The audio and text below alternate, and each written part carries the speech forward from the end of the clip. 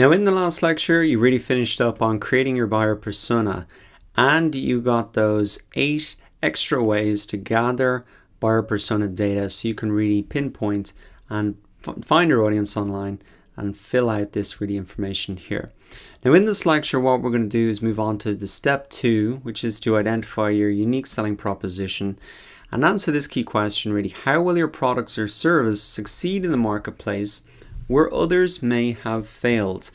So this is a key question. Just because you've identified people who are struggling to get a solution, are you sure that you can really create a solution that's going to solve their problem?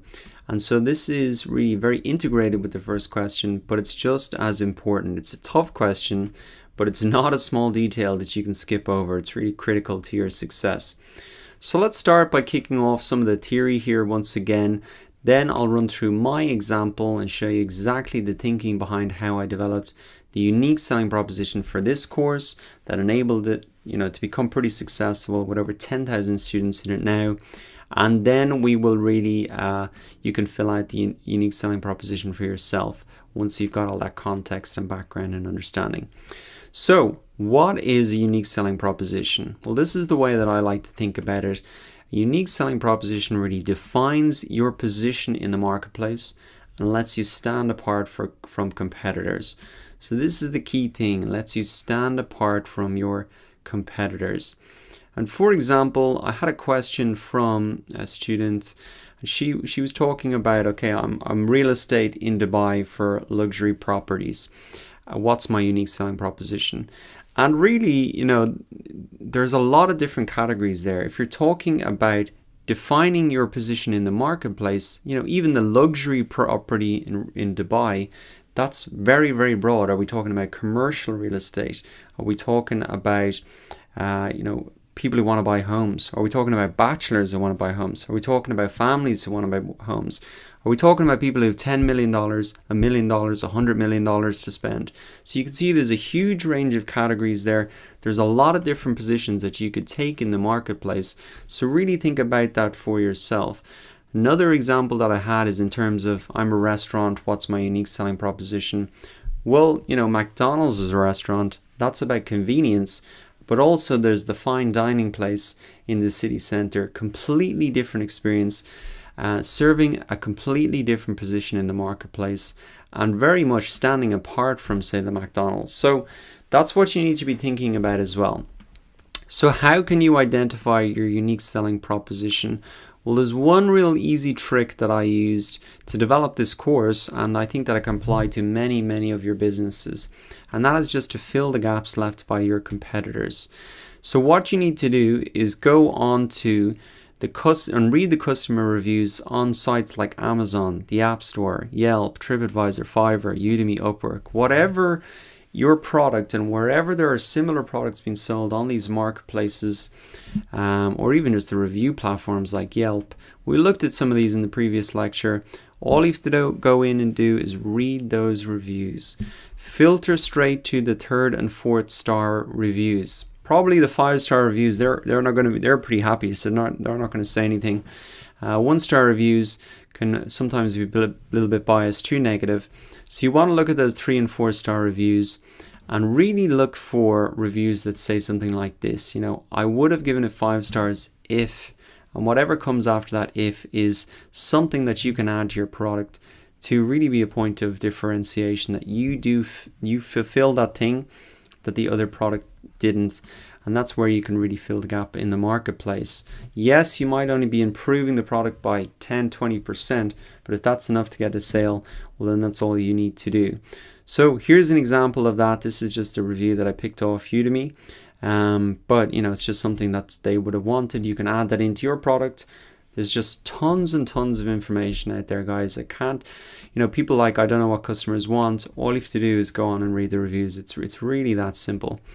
So in terms of another example of this, I've included a video here starting at the exact point that they talk about it, between Tim Ferriss and Noah Kagan. They're kind of well-known marketers, business guys, very analytical in the way they think. And Tim talks about here that how he used this same tactic that I've taught you here to really guarantee the success of his book, The 4-Hour Chef, and I think that ended up being like a New York bestseller. So you can watch that if you want for extra context and proof that this really is a good way to go about it.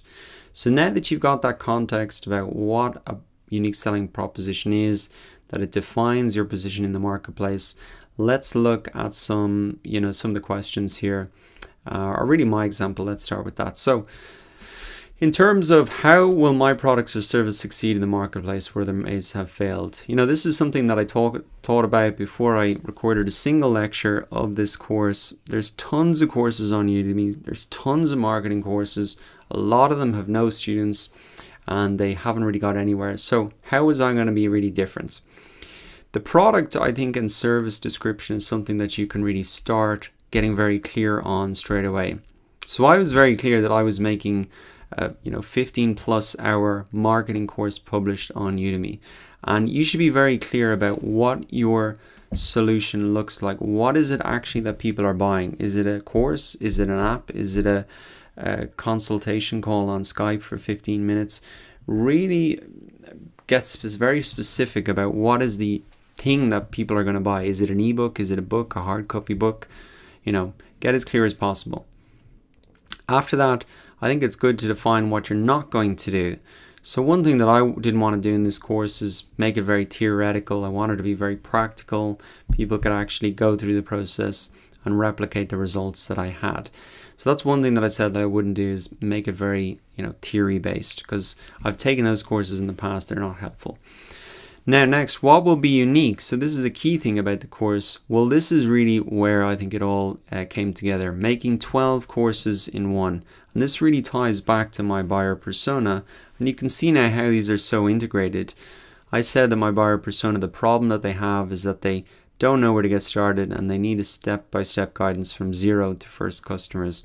So it really does need to span across all these marketing topics. And I think that's just fantastic value for money. 12 courses in one. I mean, not a lot of people are doing that. Okay, so also it's unique because it's highly actionable, it's project based, and you've got that real life example running through every single section of the course. So just something I'd never seen done before. So I think that really makes it unique as well. Now next, the fourth question that I would ask yourself is, what is the proof that you are going to how are you going to prove that your solution actually works? Because it's one thing to say, my solution's great, it works, but how are you going to prove that? And that's really going to, really help your marketing if you can prove that your solution works. So I said I'm going to show all my marketing results, be very transparent, show all my analytics. They're all there in the Google Analytics section of this course. I've also got public reviews on this course kind of built into the Udemy system so people can see what other people who've bought the course are saying. So it's great kind of social proof.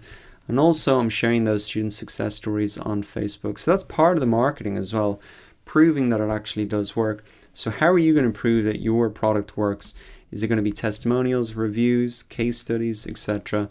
I think it's good to really prove that because that can make you very unique in the marketplace as well. In terms of the pricing, now this is again very connected to your buyer persona. I went for a really low price because I know that the high volume can make up for really the good revenue in the end of the day. But really, most importantly, the low price links in with the buyer persona.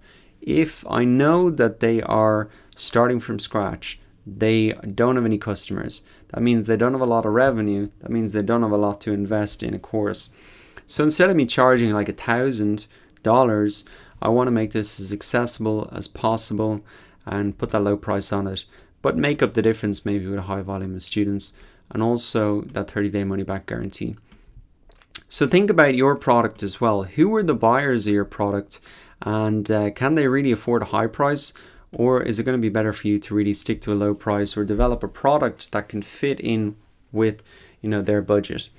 So those are some of the things that I would really think about. I've given you my real life example, all the thinking that I had behind this course. And so it's time now for you to really go ahead and do that for yourself. Fill out these questions. And then I'll see you in the next lecture where we're going to really wrap up in this project. We've got an exciting project coming up in the next section. So take a couple of minutes to fill this out. Remember that it doesn't have to be perfect. We can improve this as we go along.